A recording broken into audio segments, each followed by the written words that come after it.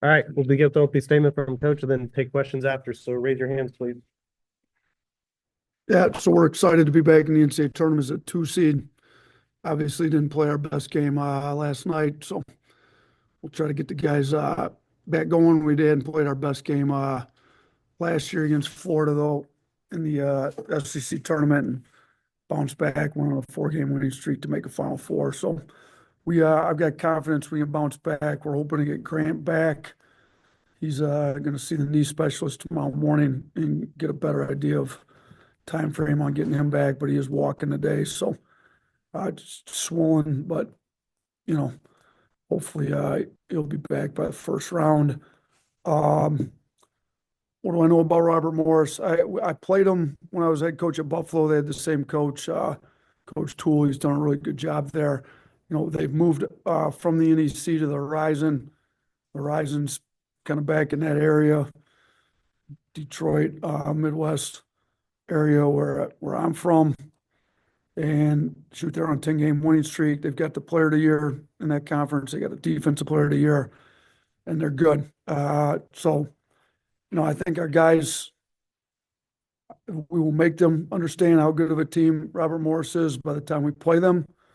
There's been 15 over twos throughout the course of the tournament. There's been 16 over ones a couple of times now, so you can't afford to overlook anybody.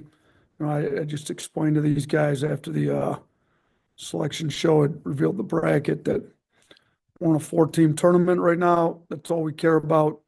And really all I need those guys focused on is Robert Morris to start. And then we will, as a staff, get ready for Vanderbilt and St. Mary's. But, and they sent us to Cleveland, which is fine. It's a short flight. Got a lot of people in Cleveland from my MAC days. Personally, I've had a little bit of success in that arena in the postseason in the MAC tournaments, but Cleveland's a good city. Enjoyed my time in Cleveland during the MAC, and we just got to go up, take care of 2 games, get our guys locked in, get healthy, get our legs fresh, and kind of take it from there if we are fortunate enough to win these 2 games this weekend. Charlie. Yeah, Coach, I know Nick asked about the guard play last night after the game, but with Mark specifically, I think he's 4 of his last 26 from 3 in the last 4 games. Just how do you get him out of this kind of recent shooting slump heading into the tournament? Yeah, you know what? We'll be back here in our home gym. I'm sure he'll get shots up. He's a guy that needs to be in the gym, getting his confidence up. So that'll be a big factor, just being able to get in the gym. But the second thing, and we got to get through to him and stress to him, was when you're as skilled as he is, and he's one of the most skilled kids I've ever coached. I mean, he's in the gym all the time. He's a gym rat. It's not like he's lost his shot.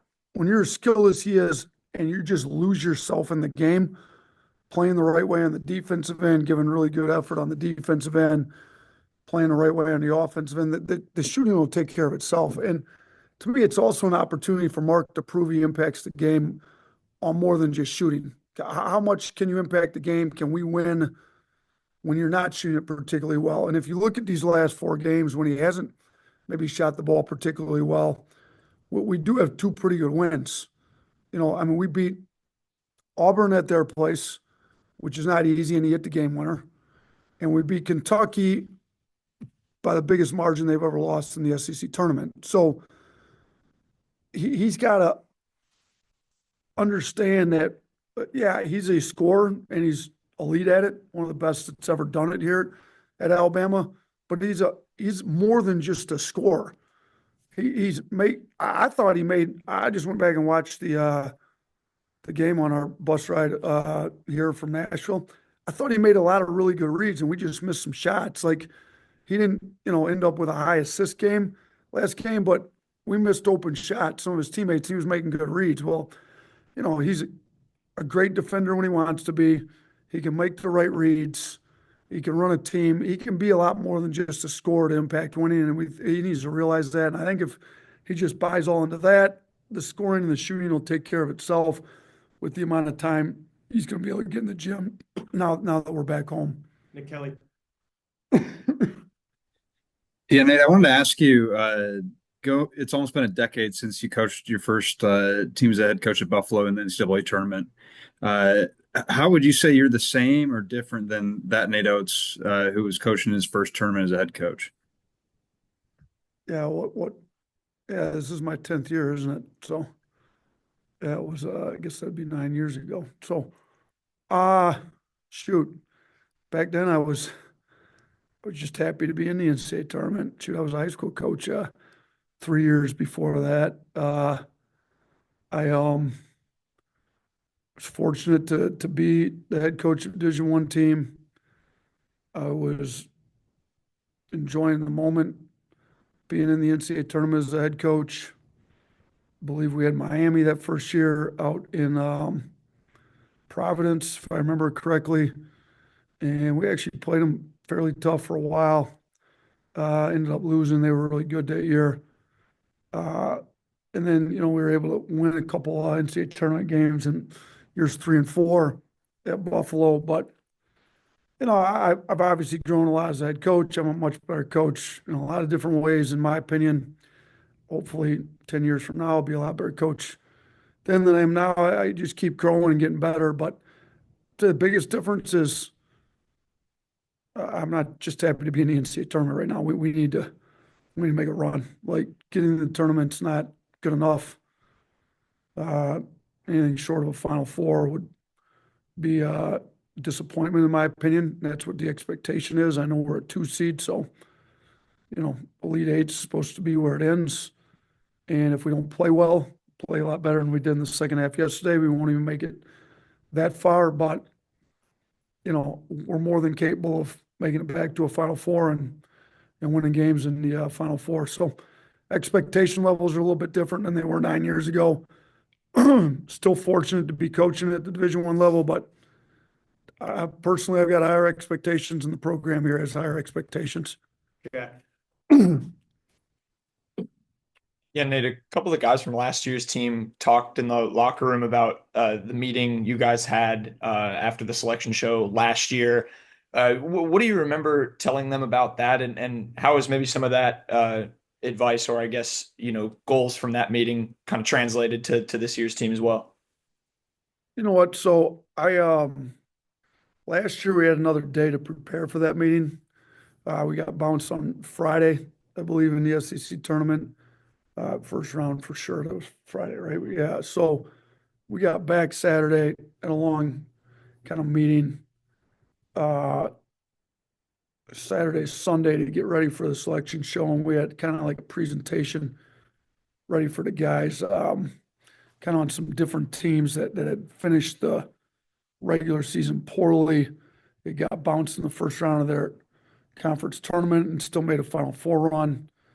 I talked to Frank Martin. I talked to Coach Boeheim. He had done it twice at Syracuse, where they didn't finish great and still went on a Final Four run. So I kind of got input from them, and then we had the guys, and we basically just scrapped, no cleanup from the Florida game, just didn't even really discuss it, move on. I think this year's a little different. We didn't have the full day. We just arrived back on campus about 4:30. Had something to eat quick at the selection show, kind of talk to them real quick about just my 2 cents on what I had after watching the game. And, kind of forgot, we were up 48-47, if I remember right, with about 18 minutes to go in that game. And we kind of fell apart. And I just kind of referenced who we had said we were going to be, and we didn't say we were going to be that only when things were going well. And you know what? The beginning of the second half, we gave up too many old boards the first possession. That was a little disappointing, but we actually had some decent defensive possessions where they just hit tough shots. Well, and we had some good offensive possessions where we moved the ball around and were really unselfish and got great shots and missed them. So they're hitting some tough shots. We're missing some open shots. Things aren't going our way. Are we tough enough mentally to stay with what we said we were going to do even when we faced a little adversity, and that maybe was where my biggest disappointment was. So just talk to them a little bit about, are we going to be who we said we were going to be a week or two ago, or not? Or are we only going to do it when things are going well? And I kind of asked them, like, what would you call somebody that only, and they gave me the correct answer, call them a front runner. Nobody wants to be a front runner in life, for sure, as a competitor in basketball. So we gotta get these guys to compete hard. And then I referenced run last year, because if we go back to last year's second round game against Grand Canyon, things were not going well for large parts of that game. Midway through the second half, it did not look like we were going to win. And then we flipped it, and Mo Diabate was a big part of that. And he made a bunch of tough plays, and we fought through some adversity and some tough play, and we won second round, and then beat Carolina, and things didn't go great that whole game either. At halftime of the Clemson game, we hadn't been playing our best basketball either, but they were hitting some tough shots, and we were missing some open ones, but we just stuck with it. And next thing you knew, we were in the first Final Four in school history. Well, we've got to get that back, and we've got enough guys that were on last year's team that have that we need to get them back with that mindset going in this tournament. Two more, Scott. Hey, Nate. I thought you guys were engaged defensively. To your point, take away the second half of Florida, obviously, but the last few games you've been engaged defensively. You've been switching well offensively. What do you feel good about going into this thing? What are you kind of concerned with? And then you just kind of referenced, what do you call upon from last year? And I'm kind of curious, because you can sit there and, as you know, tell them all this stuff all the time, but it would be great to come from Nelson, Sears, and those guys too, right? Internally, what happened last year in the tournament that you could carry over and try to make a run this time? You know what I'm saying? Yeah, I do. It would be, it'd be great if,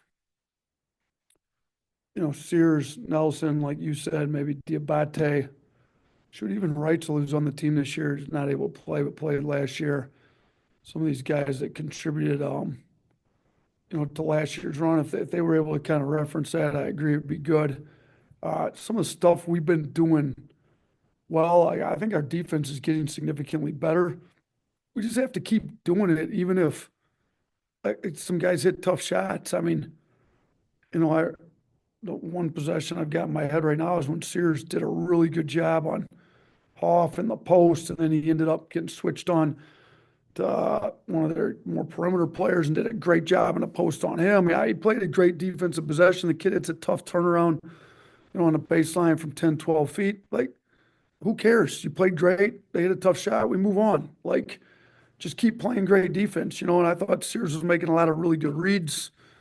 Teammates missed some open shots. Who cares? We got him great shots. Let's keep getting great shots. Let's just make sure we get on the old boards every time and just keep playing hard. So I think we got to get, take the positives of what we're doing and just reiterate and keep reminding ourselves we're going to keep doing it no matter what the outcome of that one possession is. And if you just do it over the course of 80 possessions on both sides of the ball through the course of the whole 40 minutes, the final score will take care of itself. But you can't let, the result of one possession, even though we played great, whether it's a missed shot on offense, they hit a tough shot on defense, affect your energy, your effort, any of that stuff for the whole 40 minutes. That's just, it's gotta be where we go, because we put together some really good games. We had Tennessee beat on the road. We beat Auburn on the road. Florida, we were up in the second half both times we played them, and we just and they make tough shots. They're good. You got to keep doing it for the whole 40 minutes. You can't do it for 22, 32, whatever it was in each game. We got to do it for 40. Last one, Katie. You kind of referenced it in the last two, but last night you said that it's going to have to be a player-led thing about how much effort they want to give in these games.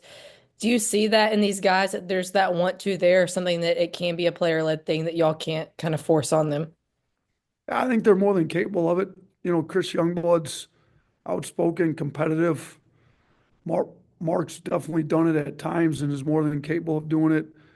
Grant and Cliff are both great guys that have toughness in them. I mean, you saw Grant. I mean, Grant's shown up big in every big game he's had pretty much his entire career here. Cliff's done it at a high level in the Big Ten and now here, particular games. They've all shown they can do it. We've also got, younger guys. Well, Barron's got all kinds of energy and he's got a lot of charisma about him. So, they're going to have to come together. This is their team. This is it. At the end of this, those 4 fifth-year seniors I listed off, their last loss will be their last game. So how bad do they want to keep playing together? How bad do they want to keep their college basketball career going? If they want it bad enough, they're going to lead the team the way they need to be led. And if we do that, we're as good as anybody in the country when you put it together for 40 minutes.